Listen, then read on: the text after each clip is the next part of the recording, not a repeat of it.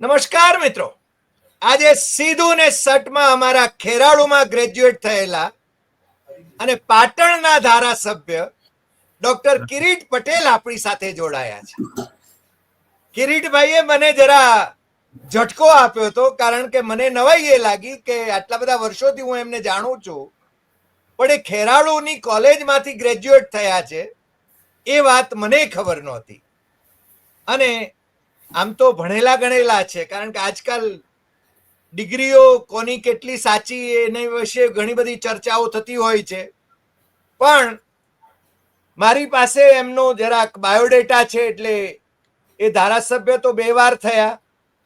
2017માં એક મંત્રી અને પછી તો સંસદીય સચિવ રહેલા રણછોડભાઈ દેહાઈ, એમને હરાવીને, કારણ કે આમાં કિરીટભાઈ અમારે છે ને, અમારી અટક દેસાઈ છે, પણ અમને કોઈ દેહાઈ કે એટલે અમને એમ કે રબારી છીએ એવું કદાચ માનતા હશે ઘણા લોકો. પણ દેહાઈ જ્યારે કહેવામાં આવે ત્યારે રબારી. આપણે રબારીઓનો પણ આદર કરીએ છીએ. આપના વોટર્સ પણ રબારી હશે. આપની સામે બંને વખત રબારી કેન્ડિડેટ ભારતીય જનતા પાર્ટીએ મૂક્યા અને 2017માં આપ લગભગ 25,600 વોટથી જીત્યા પાટણથી. 2022માં 17,100 વોટથી જીત્યા. અને મને યાદ છે કે યુનિવર્સિટી ગ્રાઉન્ડ ઉપર માનનીય વડાપ્રધાન નરેન્દ્ર મોદી, કેન્દ્રીય મહિલા આયોગના મેમ્બર અને ડીસા લો કોલેજના પ્રિન્સિપાલ રહેલા બેન રાજુલબેન દેહાઈ, એમને જીતાડવા માટે એમણે જે હાકલ કરેલી કે મને જોઈને તમે વોટ આપજો, એટલે કે કિરીટભાઈને હરાવી દેજો, આવી અપીલ એમણે કરી હતી. ને છતાંય તમે જીતી ગયા. તમારામાં એ કમાલ શું છે એ મારે જાણવું છે. પણ આજે તમારો થોડોક પરિચય પણ જેને મારે દર્શકોને આપવો છે, સીધું ને સટના દર્શકોને. આમ તો ડોક્ટર વસંત પરીખ અમારે ત્યાં આંખોના ભગવાન ગણાય વડનગરના, અને ધારાસભ્ય પણ રહેલા ખેરાલુના. નિષ્ઠાવંત વ્યક્તિત્વ. આપના પિતાશ્રી એમની સાથે જોડાયેલા રહ્યા. આમ તો બાલુસરામાં શિક્ષક હતા. આપની 3 પેઢીઓ શિક્ષક. આપના 3 ભાઈઓ પાછા પ્રોફેસર્સ આપના સહિત. એટલે મને લાગે છે શિક્ષણની અંદર આપની પહેલાથી એની સાથેનો ઘરોબો છે. 7મા સુધી આપ ઉમરેચા ભાટવાસ ભણ્યા એવો મારો ખ્યાલ છે. 8માંથી 10મા સુધી ભાલુસરામાં ભણ્યા. 11થી 12 આપે કોઠારી હાઈસ્કૂલમાં સતલાસણામાં ભણ્યા આપ, અને ત્યાંથી મને લાગે છે કે મેટ્રિક પાસ થયા. પછી કોલેજમાં ખેરાલુ આવ્યા. કેમ ખેરાલુ આવ્યા એ ખબર નથી, પણ ખેરાલુ આમ તો તોફાનો કરવા માટે જાણીતું છે. એટલે તમે તોફાનો તો કર્યા જ હશે કંઈક ને કંઈક. પણ આપણે આજે તોફાનોની વાત નથી કરવી હો કિરીટભાઈ. આપણે બીજા જરા ગંભીર વાતો કરવી છે. આપ BA ખેરાલુથી થયા, ખેરાલુ કોલેજમાંથી. MA અને પછી તો આપ LLB થયા, અને LLM પણ પાટણથી થયા, અને PhD પણ આપે લોમાં કર્યું, ડ્યુઅલ સિટીઝનશીપ ઉપર. મને લાગે છે કે આપનો થીસીસ જો પ્રકાશિત થયો હોય તો મને એ વાંચવામાં ખૂબ રસ પડશે. એટલે એ મારો સ્વાર્થ પણ હું અત્યારે વ્યક્ત કરી લઉં છું. આજે કિરીટભાઈને આપણે એટલા માટે જોડ્યા છે કે કિરીટભાઈ ઇઝ અ ફાઇટર. અને મને લાગે છે ટાઈમ્સ ઓફ ઇન્ડિયાનો અહેમદાબાદ મિરર અખબાર, એની એક હેડલાઇન હતી કે જો કિરીટ પટેલ ના હોત તો મને લાગે છે કે પેલી જે પીટીસી કાંડ પાટણમાં થયેલું બહુ ચર્ચિત કાંડ હતું, એના આરોપીઓ એમને છે ને સજા ન થાત. અને આજે પણ હું માનું છું ત્યાં સુધી એ સજા ભોગવી રહ્યા હશે, કારણ કે 20 વર્ષની સજા એમને થઈ હશે એવો મારો ખ્યાલ છે. આપ મને સુધારી શકો છો. અત્યારે કિરીટભાઈ ને આપણે જોડ્યા છે એટલા માટે કે કિરીટભાઈ હમણાં હાઈકોર્ટમાં પણ વારંવાર એમણે હાઈકોર્ટમાં જવું પડ્યું છે. 2019ના કેસની અંદર જે ઉત્તરવહીઓ બદલી નાખીને MBBSના જે વિદ્યાર્થીઓને નાપાસમાંથી પાસ કરવાની ગેરરીતિ થઈ, અને એના સંદર્ભમાં જે સમિતિઓ, તપાસ સમિતિઓ નિયુક્ત થઈ, અને એમાં એ વખતના વાઇસ ચાન્સેલર અથવા તો એ વખતના જે ત્યાંના પ્રોફેસર એવા વોરા, જાબાલી વોરા, હું જો ભૂલતો ન હોઉં તો ડોક્ટર જાબાલી વોરા સહિતના લોકો એમાં સંડોવાયેલા હતા. પરંતુ આ જાબાલી વોરાને બચાવીને જે બાકીના આરોપીઓ છે એમની સામે પોલીસ કાર્યવાહી કરવામાં આવે તો મને લાગે છે કે છેલ્લે આ કોર્ટ, હાઈકોર્ટની પાસેથી એક ઓર્ડર લઈ આવ્યા, ત્યાંથી આપણે શરૂઆત કરીએ. પોલીસ એક્શન શું લેવાયા અને આપની લડત કેમ ચાલી, અને આટલો લાંબો સમય તમે તો ધારાસભ્ય છો, લડી શકો એમ છો, સામાન્ય માણસ લડી શકે ખરો? Kiritbhai, over to you. બહુ સાચી વાત છે સાહેબ. તમે જે મારી અભ્યાસની વાત કરી એ પણ બહુ સાચી વાત છે. અને તમે કહ્યું ખેરાલુ કેમ ભણવાનું થયું. સાહેબ, મારા પરિવાર, મારા ફાધર તે ઉમરેસાની અંદર ડોક્ટર હતા, એટલે નજીકની અંદર ખેરાલુ કોલેજ હતી એ વખતે. આપ પણ ખેરાલુના છો, એટલે અમે ઉમરેસાથી અપડાઉન કરી અને ખેરાલુની અંદર ગ્રેજ્યુએશન કર્યું અને પછી MA ને બધું પાટણ કર્યું. પરંતુ આપે બીજો પણ પ્રશ્ન કહ્યો કે તમે જીત્યા કેવી રીતે. હરિભાઈ, 5 વર્ષ મેં 2017 થી 2022 સુધી પાટણની જનતાની વચ્ચે રહીને જે કામ કર્યા, એના પહેલા પણ હું યુનિવર્સિટીની અંદર 1997માં પાટણમાં આવે ત્યાંથી સેનેટ તરીકે ચૂંટાયેલો, સરકાર દ્વારા નિયુક્ત, માધ્યમિક શિક્ષણ બોર્ડની અંદર પણ મેં કામ કરેલું. પરંતુ 2017 થી 22 સુધી મેં પાટણની અંદર 1500 કરોડ રૂપિયાથી વધુના કામો કર્યા. અને એ વખતે હું જાહેરમાં કહેતો હતો, હરિભાઈ, કે મારા ઉપર કોઈ પણ વ્યક્તિ 1 પણ રૂપિયાનો ભ્રષ્ટાચારનો આરોપ લગાવે તો હું ધારાસભ્યમાંથી રાજીનામું આપી દઈશ. અને પાટણની જનતાએ મારા ઉપર ભરોસો રાખ્યો. આટલા બધા વિરોધ વચ્ચે પણ નરેન્દ્રભાઈ આવ્યા, અમિતભાઈ આવ્યા, ભૂપેન્દ્રભાઈએ રોડ શો કર્યો અને પાટણની જનતાએ મને જીતાડ્યો છે. મારા ઉપર ભરોસો રાખ્યો છે. પાટણની જનતા અને મારા મત વિસ્તારના લોકોને પણ હું આભાર માનું છું. અને આપના મીડિયાના માધ્યમથી એવું પણ કહું છું કે આ વિશ્વાસ હું કાયમ માટે રાખીશ. બીજું, તમને પણ અભિનંદન આપીશ કે ટૂંક સમયમાં તમારી સિદ્ધુ અને છઠ ચેનલ દ્વારા આટલા બધા સબસ્ક્રાઇબર થયા અને તમારો સ્વભાવ છે એ પ્રમાણે તમે નામ પણ સિદ્ધુને શર્ટ આપ્યું છે. કોઈનાથી ડરવાનું નહીં, જે સાચું હોય કહેવાની. અને આજે તમે આ મુદ્દો ઉજાગર કર્યો એના માટે તમને પણ અભિનંદન. પણ તમે જે વોરાની વાત કરો છો, બહુ ગંભીર બાબત કહેવાય સાહેબ કે MBBS જેવા વિષયની અંદર અથવા MBBS જેવી ફેકલ્ટીની અંદર તમે કોઈ વિદ્યાર્થી નપાસ થયેલો હોય અને એને 3 વિદ્યાર્થીની 12 જેટલી સપ્લિમેન્ટરી બદલી નાખો. જે સપ્લિમેન્ટરી જે વોરા એ વખતે કેમિસ્ટ્રી વિભાગના હેડ હતા અને એના કન્વીનર હતા રીએસેસમેન્ટ કમિટીના, એમના કસ્ટડીમાંથી બહાર જાય અને એના પછી આ પ્રશ્ન બહાર આવે. મેં વિધાનસભાની અંદર એ વખતે રજૂઆત કરી. સરકારે મારી રજૂઆત ધ્યાને લઈ અને સૌથી પહેલા પંકજ કુમાર, જે ACS હોમ હતા એ વખતે, અને એના પછી સાહેબ એ ચીફ સેક્રેટરી બન્યા, બહુ સંજન વ્યક્તિ, એમને રિપોર્ટ નિમ્યો, એમની 1 મેન કમિટી નિમાઈ. એમને પાટણ યુનિવર્સિટીમાં આવીને તપાસ કરી. તપાસની અંદર જે વોરા અને એની સાથે સંકળાયેલા બધા એની અંદર આરોપી નીકળ્યા. એનો રિપોર્ટ થયો અને રિપોર્ટના આધારે શિક્ષણ વિભાગે 2022ની અંદર હેમચંદ્રાચાર્ય યુનિવર્સિટીને પત્ર લખ્યો. એક બાજુ એ ડિસિપ્લિનરી એક્શન લેવા માટે રાજ્ય સરકારે કહ્યું અને રિપોર્ટ CID ક્રાઇમને સોંપવામાં આવ્યો. CID ક્રાઇમે પણ આ બાબતે તપાસ કરી અને CID ક્રાઇમે પણ રાજ્ય સરકારને રિપોર્ટ આપ્યો કે આની અંદર મેઇન આરોપી જે વોરા, એના સહિત જે 3 વિદ્યાર્થી હતા એ 3 વિદ્યાર્થી અને એની સાથે સંકળાયેલા તમામના વિરુદ્ધમાં IPC 467-68-71 આ મુજબ ગુનો નોંધવો. એમને સ્પષ્ટ કહ્યું કે આ બધાએ ભેગા મળી અને સપ્લિમેન્ટરી બદલી અને વિદ્યાર્થીને પાસ કરાવવાની કોશિશ કરી છે. એક બાજુ સરકાર એવું કહે છે સાહેબ કે અમે કોઈ ચમરબંધીને છોડવાના નથી. ગૃહમંત્રી વિધાનસભાની અંદર વારંવાર કે અમે કોઈ ચમરબંધીને છોડવાના નથી.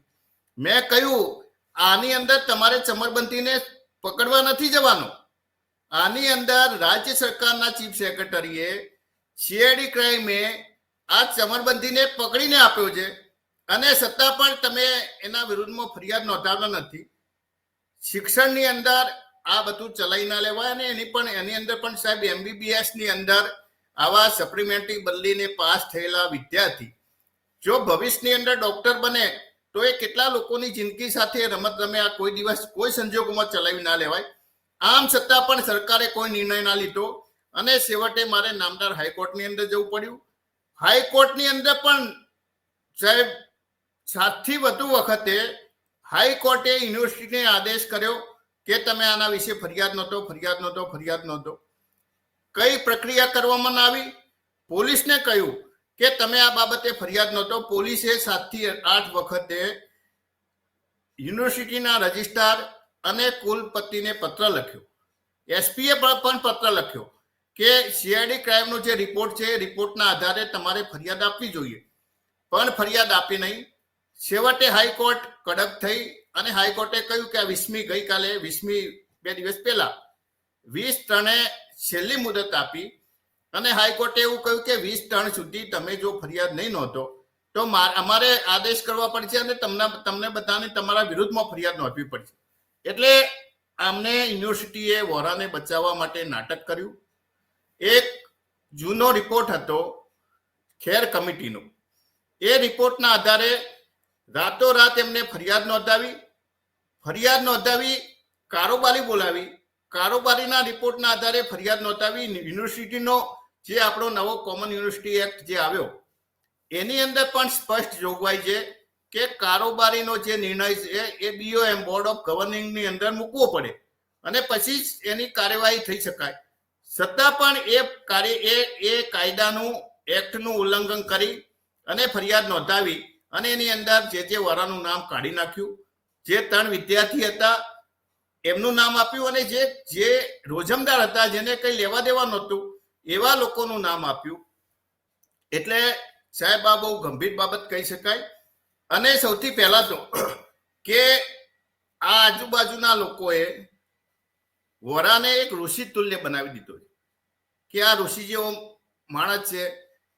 મને સરકારમાંથી પણ કહેવાનું આવ્યું કે ઋષિ જેવો માણસ છે, પરંતુ જે લોકો સપ્લિમેન્ટરી બદલીને ભ્રષ્ટાચાર કરતા હોય અને એક બાબત નહીં સાહેબ, જે એકવાર હાઈકોર્ટની અંદર એમની સામે જે પિટિશન થયેલી એ પિટિશનની અંદર પણ જસ્ટિસ પારડીવાલા અને વૈભવી નાનાવટી જેની અંદર જે કાયદા ન્યાયના જગતની અંદર જેનું સંનિષ્ઠ જજ તરીકે નામ હતું એમને પણ એમના જજમેન્ટની અંદર નોંધેલું છે આ વોરા વિશે, એના કારસ્તાન વિશે. એમને એવું લખ્યું છે કે એમને રિસ્પોન્ડન્ટ નંબર 5 જે આ પિટિશનની અંદર રિસ્પોન્ડન્ટ નંબર 5 એ વોરા હતા.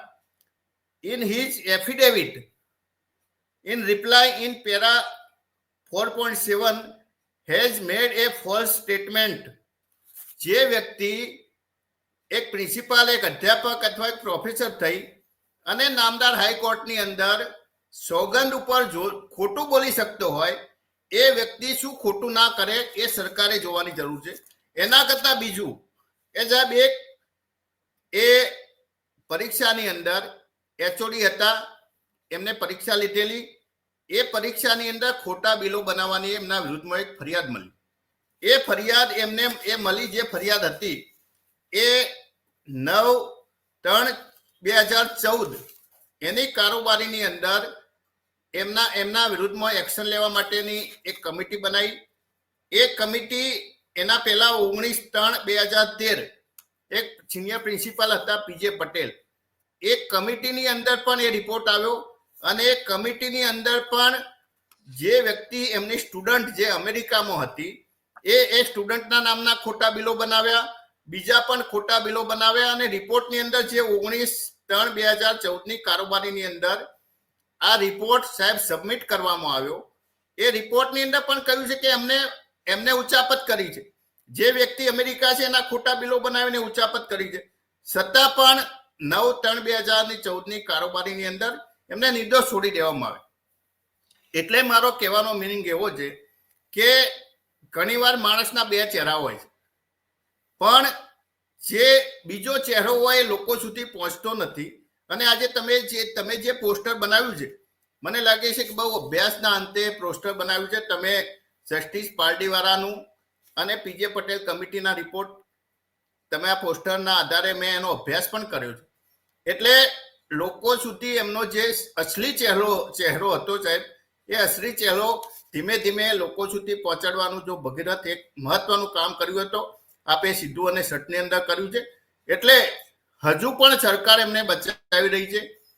નામદાર હાઈકોર્ટે કહ્યું કે સીઆઈડી ક્રાઇમના રિપોર્ટના આધારે તમારે કાર્યવાહી કરવી. તો હું શિક્ષણ મંત્રીને મળ્યો, મેં શિક્ષણ મંત્રીને કહ્યું, એમને પણ મને કહ્યું હતું કે તમે આની અંદર રહેવા દો. મેં એમને કહ્યું કે શું તમને રસ છે? એમને કહ્યું કોઈ વિદ્યાર્થીનું કેરિયર બગાડવું ના જોઈએ, અમને વિદ્યાર્થીઓને બચાવવામાં રસ છે. ચલો એ વાત સાથે સંમત. વિદ્યાર્થીઓને 7 વર્ષ સુધી પરીક્ષામાંથી દૂર રાખવામાં આવ્યા. અમે કહ્યું અમે વિદ્યાર્થીઓને બચાવીશું. પણ મેં કહ્યું કે તમે તો વિદ્યાર્થીઓને બચાવવા કરતા જે મેઇન આરોપી હતો એને બચાવી લીધો, તો તમે વિદ્યાર્થીઓના નામે વોરાને બચાવવા માંગતા કે શું? અને મેં વિધાનસભાની અંદર પણ આ બાબતે હોબાળો કર્યો. એને વાત કરી કે શિક્ષણની અંદર તમે આવા લોકોને સાચવશો. અને ઓન પેપર ઉચ્ચ અધિકારી એ જે રિપોર્ટ આપ્યો છે, સીઆઈડી ક્રાઇમે જે રિપોર્ટ આપ્યો છે કે સીઆઈડી ક્રાઇમ મોટી, એસીએસ હોમ મોટા, કે યુનિવર્સિટીએ જ્યારે જે વોરા કુલપતિ હતા ત્યારે પોતાના મરતિયાની બનાવેલી એક કમિટી સાચી. કમિટીના આધારે રિપોર્ટ આપવો, અને કમિટીની અંદર પણ કોઈ વોરા જે વોરાને નિર્દોષ જાહેર કર્યા નથી સાહેબ. એ કમિટીનો રિપોર્ટ આપ વાંચો તો પણ આપણને જાણવા મળે. એટલે જે ચાવવાના અને બતાવવાના જુદા છે. સરકાર જો સ્પષ્ટ કરવા માંગતી હોય, શિક્ષણની અંદરથી ભ્રષ્ટાચાર દૂર કરવા માંગતી હોય, તો આવા લોકોને ઓળખી લેવા જોઈએ. અને એક નહીં સાહેબ, આવા તો ઘણા બધા 3 વર્ષના સમય દરમિયાન જે વોરાએ જે એમના સમયગાળામાં જે ખોટું થયું છે એની સમગ્ર રજૂઆત મેં ધારાસભ્ય તરીકે વિધાનસભાની અંદર કરી. એમના સમય દરમિયાન જે એક જ વર્ષની અંદર 92 જેટલી જુદી જુદી ફેકલ્ટીઓની કોલેજોને મંજૂરી આપવામાં આવી. આજે પણ એ કોલેજો ખોટી રીતે મંજૂરી આપવામાં આવી છે. એની અંદર 25 જેટલી ફાયર સેફટીની કોલેજો હતી અને બાકીની એ સેનિટરી ઇન્સ્પેક્ટરની. ખરેખર તો નિયમ મુજબ ફાયર સેફટી આ બધી ટેકનિકલ બાબત છે. આપણી યુનિવર્સિટી એ આવી ટેકનિકલ બાબતોની કોલેજોની પરવાનગી આપી જ ના શકે. છતાં પણ પરવાનગી આપવામાં આવી. જે ભરતી કૌભાંડ થયું સાહેબ, તમને જોઈને નવાઈ લાગશે કે હાલ અમારી યુનિવર્સિટીની અંદર જે ચીફ એકાઉન્ટ ઓફિસર છે એ 10માની અંદર ફેલ, 12માની અંદર FYSYની અંદર ફેલ. જે વ્યક્તિ આર્ટ્સનો ગ્રેજ્યુએટ છે એ વ્યક્તિ અત્યારે ચીફ એકાઉન્ટ બનીને બેઠો છે. આ બધું જે વરાના એમના ટેન્યોર એમના સમય દરમિયાન થયું છે. અને એવું નથી કે કોઈ જાણતું નથી. આ બધી બાબતની રજૂઆત મેં સરકારે કરી છે, પરંતુ સરકાર એને કોણ બચાવે છે, કયા એવો વ્યક્તિ છે કે આવા ભ્રષ્ટાચારીઓને સરકારની અંદર એમને બચાવવામાં રસ છે કે સરકારને રસ છે, આજ દિન સુધી અમને ખબર પડી નથી. પણ આભાર માનીશ હાઈકોર્ટનો કે હાઈકોર્ટે કડક થઈ અને એમની વિરુદ્ધમાં કાર્યવાહી કરવાનું કહ્યું છે. અને હજુ પણ સાહેબ અમે હાર માનવાના નથી. અમે લોકો માટે, વિદ્યાર્થીઓ માટે અને શિક્ષણની અંદર ચાલતા ભ્રષ્ટાચાર માટે લડીશું. તમારા જેવા લોકોનો સહયોગ લઈશું મીડિયાની અંદર. અને જરૂર પડે તો હજુ પણ અમે, જો એ નામદાર હાઈકોર્ટે જે ચુકાદો આપ્યો છે એ ચુકાદાનું પાલન નહીં થાય તો હજુ પણ અમે કન્ટેમ્પની પિટિશન કરીશું. કિરીટભાઈ, મને 2 પ્રશ્નો થઈ રહ્યા છે આ તબક્કે. પહેલી વાત તો એ છે કે આ ડોક્ટર જે વોરા એમની ગેરરીતિઓ એ ડિપાર્ટમેન્ટના હેડ અથવા પ્રોફેસર હતા ત્યારે જ એને સાબિત થઈ. એના પછી એ વાઇસ ચાન્સેલર થયા? આ એક પ્રશ્ન. અને બીજું, એમને બચાવવાની દિશામાં અથવા તો એમની આ બધી ગેરરીતિઓ ચાલી રહી, તમે જે વાત કરી ફાયર સેફટીની ને, હું માનું છું કે નાગપુરથી એના વિશેની કોઈ પરમિશન લેવાની હોય છે, નાગપુરની કોઈ સંસ્થાની. એટલે નાગપુરમાં તો આમ તો RSS નું હેડક્વાર્ટર છે, હું એની વાત નથી કરતો. પણ ત્યાંની કોઈ શૈક્ષણિક સંસ્થાની વાત કરું છું. એટલે આ છે ને એ પરમિશન ક્યાંથી લેવાની હોય છે. અને બીજું, આપ પોતે છે ને લોના પ્રોફેસર છો, એટલે આ બધી બાબતો જાણતા હોવા છતાં જો આપને જો આ બાબતોમાં હાઈકોર્ટમાં જવું પડે વારંવાર, મેં જે શરૂઆતમાં કહ્યું એમ કે સામાન્ય માણસ માટે તો ન્યાય મેળવવો બહુ મુશ્કેલ છે. અને ચીફ એકાઉન્ટન્ટની જે વાત કરી છે, તો એ તો જેને આર્ટ્સનો વિદ્યાર્થી હોય અથવા આર્ટ્સની ડિગ્રી ધરાવનારો માણસ એ ચીફ એકાઉન્ટન્ટ કઈ રીતે થઈ શકે?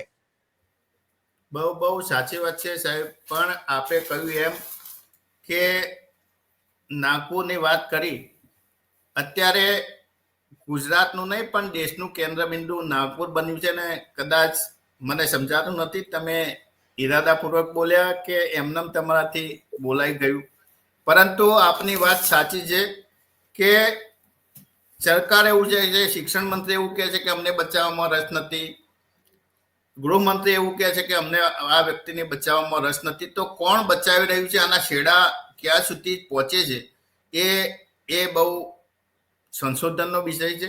અને કદાચ તમે કહ્યું એમ ત્યાં સુધી છેડા પહોંચતા હોય અને આપણો આ સીધું અને સટની અંદર સંવાદ જો ત્યાં સુધી કોઈ રીતે પહોંચે, તો મારે એ લોકોને પણ કહેવું છે કે સંઘ એ તમે રાષ્ટ્રીય એકતાની વાત કરી રહ્યા છો, તમે સંસ્કારની વાત કરી રહ્યા છો, તમે શિક્ષણની વાત કરી રહ્યા છો, તમે હિન્દુ સંસ્કૃતિની વાત કરી રહ્યા છો, તો આવા લોકોને તમે શા માટે બચાવી રહ્યા છો? તમને શું રસ છે કે આખું ગુજરાત એનાથી બદનામ થતું હોય, મેડિકલ ફેકલ્ટી બદનામ થતી હોય, અને હેમચંદ્રાચાર્ય જેવા એક મહાન વિદ્વાનના નામે સ્થપાયેલી યુનિવર્સિટી, સાહેબ અમને પણ દુઃખ થાય છે કે જે યુનિવર્સિટીના અમે વિદ્યાર્થી રહી ચૂક્યા હોય, જે યુનિવર્સિટીની અંદર અમે અધ્યાપક હોય, અને એના વિરુદ્ધની અંદર વારંવાર આ મીડિયાની અંદર કે કોઈ પણ જગ્યાએ આ યુનિવર્સિટીનું નામ બદનામ થાય એ રીતે વારંવાર એમનું નામ લેવું, એ અમને પણ ઘણી વાર એવું થાય કે આપણી યુનિવર્સિટી બદનામ થાય છે. પણ સરકારે આ બાબતે વિચારવું જોઈએ. સાહેબ મને એક વ્યક્તિ એવો મળ્યો કે અમે મારા દીકરાને લઈ અને બેંગ્લોરની અંદર આપણી યુનિવર્સિટીની માર્કશીટ અને ડિગ્રી સર્ટી લઈને નોકરી લેવા માટે ગયા, તો એને ના પાડી દીધી કે હવે આ કૌભાંડ યુનિવર્સિટીના વિદ્યાર્થીને અમે નોકરી નહીં આપીએ. તો ભવિષ્યની અંદર આપણે આપ સૌ જાણો છો કે આપ પણ ખેરાલુના રહેવાસી છો, ઉત્તર ગુજરાત એ બક્ષીપંચ અને પછાત વિસ્તારના, અને ખાસ કરીને કોઈ ઇન્ડસ્ટ્રીઝ એરિયા નથી, અને લોકો ખેતી અને મજૂરી કરીને એના દીકરા દીકરીઓને ભણાવતા હોય, અને આટલી ઉચ્ચ ડિગ્રી લીધા પછી, આટલી ઊંચી ફી ભર્યા પછી, આટલી મહેનત કર્યા પછી પણ જો એની ડિગ્રીની આ વેલ્યુ હોય તો એ બહુ શરમજનક બાબત છે. આ બાબત મેં વિધાનસભાની અંદર પણ કહી છે. પણ શા માટે શિક્ષણની અંદર ઉત્તર ગુજરાત યુનિવર્સિટીની ગુણવત્તા સુધારવાનો પ્રયાસ નથી થતો? અને હવે તો આપણી યુનિવર્સિટીની વાત નહીં સાહેબ, સમગ્ર ગુજરાતની સમગ્ર યુનિવર્સિટી જે સરકારી યુનિવર્સિટી છે એની પરિસ્થિતિ શું થઈ રહી છે તમે જાણો છો. અને એના માટે હું તો સરકારને જવાબદાર એટલા માટે જ ગણું છું કે સરકારે ખરેખર સંનિષ્ઠ જે લોકો હોય, ખરેખર શિક્ષણની અંદર સંનિષ્ઠ હોય, એમનું કેરિયર જોવું જોઈએ. માત્ર ભાજપનો ખેસ પહેરી કે આરએસએસની ખેસ પહેરી અને આરએસએસની શાખામાં જઈ અને જો કુલપતિ બનવા માંગતા હોય તો એ સરકારે પણ વિચારવાની જરૂર છે, અને સંસ્કારની વાતો કરનાર આરએસએસે પણ વિચારવાની જરૂર છે. જો ભવિષ્યની અંદર પણ સાહેબ ગુજરાતનું શિક્ષણ બચાવવું હોય, ઉત્તર ગુજરાતનું શિક્ષણ બચાવવું હોય, તો સરકારે આ માટે ગંભીરતાથી વિચારવું જોઈએ. મારા નહીં પરંતુ સારા જે લોકો સંનિષ્ઠ છે, જેને શિક્ષણ પ્રત્યે રસ છે, એવા લોકોને એમને વાઇસ ચાન્સલર તરીકે મૂકવા જોઈએ અને ગુજરાતની યુવા પેઢીને બચાવવી જોઈએ. બીજી બાબત, મને એક બીજો પ્રશ્ન પૂછવાનું મન થાય છે. આ જસ્ટ ભાજપ અને સંઘની વાત આવી એટલે સમયાંતરે એવા વાવડ વહેતા થાય છે કે કિરીટભાઈ ભારતીય જનતા પાર્ટીમાં જોડાઈ રહ્યા છે. કિરીટભાઈને હું પૂછું ત્યારે કહે છે કે આ તો અફવા છે. આ તમને કોઈ દબાણ લાવવાની કોશિશ થઈ રહી છે, લલચાવવાની કોશિશ થઈ રહી છે? તમે આ બધી બાબતો છોડી દો એના માટે તમારી ઉપર દબાણ લાવવાની કોશિશ થઈ રહી છે? આ છે શું? સાહેબ હું જ્યારથી 2017 ની અંદર ધારાસભ્ય બન્યો જ્યારે મારું નામ ચાલતું હતું એના પહેલા પણ મને એક ટોચ લેવલના ભારતીય જનતા પાર્ટીના વ્યક્તિનો ફોન આવેલો કે તમને કોંગ્રેસ ટિકિટ નહીં આપે, તમે ભારતીય જનતા પાર્ટીમાં આવી જાઓ, તમે ભણેલા ગણેલા છો, અમે તમને ક્યાંય પહોંચાડી દઈશું. મેં એમને કહેલું કે અમે ભારતીય જનતા પાર્ટીની સરકારની સામે આંદોલન કર્યું છે. બીજું કે કોંગ્રેસની અંદર હું કોઈ કાર્યકર નથી. કદાચ કોંગ્રેસની અંદર હું વર્ષોથી કાર્યકર હોય અને કોંગ્રેસની ચાદરો પાથરી હોય અને કોંગ્રેસ મને ટિકિટ ના આપે તો મને દુઃખ થાય. નહીં આપે તો હું તો કોલેજનો અધ્યાપક છું. એના પછી પણ વારંવાર જ્યારથી હું ચૂંટાયો, હાર્દિક મારા સાથે હતો, આશાબેન હતા, જેટલા પણ મારા સાથી હતા એ બધા કોંગ્રેસની અંદર જતા રહ્યા, કોંગ્રેસ છોડીને ભાજપની અંદર ગયા. ત્યારથી આ વાત ચાલે છે. એક દિવસ હું આવતો હતો, અમારું અધિવેશન હતું ને આપનો પણ ફોન આવેલો કે કમલમમાં ગયા કે કેમ સાહેબ? મેં કહ્યું સાહેબ કમલમમાં નહીં, હું પાટણ બાજુ જાઉં છું. એટલે ફરીથી આપના માધ્યમથી પણ કહું છું કે આ બધી અફવાઓ છે. પાટણની જનતાએ અમારા ઉપર જે ભરોસો મૂક્યો છે, કોંગ્રેસ પાર્ટીએ જે ભરોસો મૂક્યો છે એ, અને અગાઉ પણ મેં મીડિયાના માધ્યમથી કહ્યું હતું કે અમે કોઈ વેચવમાં નથી, અમે ડરાવ પણ નથી. સરકારે જે કરવું હોય, આજે પણ આપના મીડિયાના માધ્યમથી કહું છું કે સરકારે જે કરવું હોય ડરાવી લે, અમે કોઈ જગ્યાએ ડરવાના નથી, કોઈ જગ્યાએ પાછા પડવાના નથી. અને એક ધારાસભ્ય તરીકે અમે રજૂઆત કરીશું. અમારી રજૂઆત નહીં સંભળાય તો અમે નામદાર, અમને ન્યાયતંત્ર પર ભરોસો છે. અમે જે રીતે આની અંદર અમે પરિણામ લાવ્યા એ સુધી અમે કાયમ માટે લડતા રહીશું, ગુજરાતના હિત માટે લડતા રહીશું.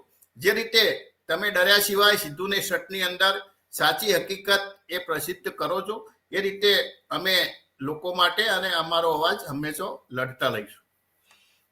મને એવું લાગે છે કિરીટભાઈ, તમારી બાહોશી, તમારી લડાયક વૃત્તિ, તમારી સામે એક્શન લેવાની વાત, મને લાગે છે એવું પણ બને છે કે જ્યારે ખરેખર જેમની સામે પગલા લેવા જોઈએ એમની સામે પગલા લેવાને બદલે તમારી સામે કેસ કરવાની વાતો પણ અમે સાંભળીએ છીએ, અને છતાં તમે ઝૂક્યા નથી. એટલે તમને, મને લાગે છે પ્રજા તમારી સાથે એટલા માટે જોડાયેલી છે, કારણ કે પ્રજા એમ માનતી હોય છે કે પ્રજાના પ્રશ્નો લઈને જે માણસ એ લડવા માટે તૈયાર હોય અથવા તો પ્રજાની સાથે રહેવા માટે તૈયાર હોય એની સાથે પ્રજા રહે. અને તમે, મને લાગે છે કે આટલા લાંબા સમયથી પ્રજાની સાથે જોડાયેલા રહ્યા છો. 2006 થી તો મને લાગે છે કે આપ અધ્યાપક તરીકે જોડાયેલા, અને આટલા બધા વર્ષોથી તમે સંઘર્ષ પણ કરી શક્યા છો. મને લાગે લોકો થાકી જતા હોય છે કિરીટભાઈ. ઘણા લોકો મને છે ને, કાલે હું કોઈની સાથે વાત કરતો હતો તો કે શિક્ષકો તો લાચાર છે ગુજરાતમાં. તો મેં કીધું શિક્ષક શાને માટે લાચાર હોવો જોઈએ? કારણ કે શિક્ષકે તો નવી પેઢીઓ તૈયાર કરવાની છે. જો શિક્ષક લાચાર હોય તો પછી નવી પેઢી લાચાર થઈ જશે. એટલે મને લાગે છે કે આપનો એક અધ્યાપક તરીકે, એક ધારાસભ્ય તરીકે ગુજરાતની પ્રજાને માટેનો સંદેશ મને લાગે છે કે આજે મન મૂકીને તમે કહી દો. બહુ સાચી વાત છે સાહેબ. તમે જે કહ્યું અમને દબાવવા માટે, થોડા સમય પહેલા અમારા હેમચંદ્રાચાર્ય ઉત્તર ગુજરાત યુનિવર્સિટીની અંદર દારૂકાંડ બનેલો, જે વ્યક્તિ ખુલ્લેઆમ પકડાયો એને છોડી દેવાનો. અમે રજૂઆત કરીએ તો મારા દીકરા અને અમારા પરિવાર ઉપરના સભ્યો ઉપર પોલીસ ફરિયાદ કરવાની. અમે ત્રણેય ભાઈઓ, અમે કહ્યું અમે ત્રણેય ભાઈ પ્રોફેસર છીએ, ત્રણેય ભાઈઓ ઉપર અમારા ઉપર પોલીસ ફરિયાદ કરવામાં આવી છે. પરંતુ તમે કહ્યું એમ અમે ડરવાના નથી. પણ તમે જે અધ્યાપકોની અને શિક્ષકોની વાત કરી સાહેબ, ઘણીવાર હું કોઈ સ્કૂલની અંદર જાઉં, કોલેજની અંદર જાઉં તો પ્રિન્સિપાલના ખુરશીની ઉપર અથવા સ્ટાફ રૂમની ઉપર ચાણક્યનું એક સૂત્ર લખેલું હોય છે કે શિક્ષક કભી સાધારણ નહીં હોતા. હું પહેલા જઉં એટલે એ પ્રિન્સિપાલને અને કહું છે આ તમે ઉતારી દો નીચે. આ ચાણક્યએ કહ્યું હતું એ મને લાગે છે કે ચાણક્યએ કદાચ ભૂલથી કહ્યું હોય અત્યારે આ શિક્ષકો માટે. ખરેખર તો શિક્ષક અને અધ્યાપક સાહેબ એ સમાજને રાહ ચિંતાનો હોય છે. કોઈની ચમચાગીરી કે કોઈની દાદાગીરી કર્યા સિવાય ચાણક્યની જેમ સાચું કહેવા આપ પણ અધ્યાપક તરીકે કામ કરી ચૂક્યા છે. તો મને લાગે છે કે ગુજરાતની અંદર આપના જેવા માત્ર 50 અધ્યાપકો કે 50 શિક્ષકો જો મજબૂતાઈથી સરકારની સામે લડે, સાચી અવાજ, સાચી વાત લોકો સુધી પહોંચાડે તો મને લાગે છે કે આપણે જે રામરાજની વાતો કરીએ છીએ સાચી રામરાજની વાતો એ સાચું રામરાજ સ્થપાય. પરંતુ કોઈને કોઈ રીતે લાલચમાં આવી, ડરમાં આવી કે પરિવારના લીધે ડરમાં આવી જાય છે. અને સાહેબ આ એટલી હદ સુધી જે દબાવે છે કે એમના પરિવારના સભ્યો ઉપર પણ હેરાનગતિ થઈ જાય. અને વ્યક્તિ ગમે તેવો મજબૂત હોય તો અમને પણ ઘણી વાર એવું થાય છે સાહેબ કે અમારા દીકરા ઉપર ફરિયાદ થઈ જાય, ભાઈઓ ઉપર ફરિયાદ થઈ જાય, જે કેસ થઈ જાય. તો ઘણી વાર પણ એમ થાય છે કે આપણે શા માટે આપણે લડીએ છીએ, આપણા પરિવાર શા માટે દુઃખી થાય છે. પરંતુ પછી બીજા દિવસે સવારે પાછો વિચાર આવે કે હારું તમે આ બધું છોડી દેશો તો સાચી વાત રજૂ કોણ કરશે, લડશે કોણ. એટલે એક અધ્યાપક તરીકે અને ચૂંટાયેલા પ્રતિનિધિ તરીકે જ્યાં સુધી અમારામાં હિંમત છે ત્યાં સુધી સાહેબ આપના મીડિયાના માધ્યમથી સીધું અને સટના માધ્યમથી કહીએ છીએ કે લોકો માટે લડતા રહીશું અને સાચી વાત એ લોકો સુધી પહોંચાડતા રહીશું. કિરીટભાઈ, આપનો ખૂબ ખૂબ આભાર. આપ આવ્યા, અમારી સાથે જોડાયા અને મન મોકળાશથી આપે બહુ જ મહત્વના શિક્ષણ ક્ષેત્રના જ્વલંત પ્રશ્નની વાત કરી. એ બદલ આપનો ખૂબ ખૂબ આભાર માનું છું. અને મને લાગે છે આપની વાતમાંથી અનેક લોકો પ્રેરણા લેશે એવી અપેક્ષા પણ જરૂર કરું છું. મને લાગે છે આપણે આપણી ફરજ નિભાવીએ છીએ, બાકી તો પ્રજાએ પછી નક્કી કરવાનું છે. અને ફરી મળીશું, ફરી ક્યારેક આપને તેડાવીશું અને આવી જ રીતે આપણે જેને મુદ્દાઓ આધારિત વાત જરૂર કરીશું. નમસ્કાર. નમસ્કાર. ધન્યવાદ.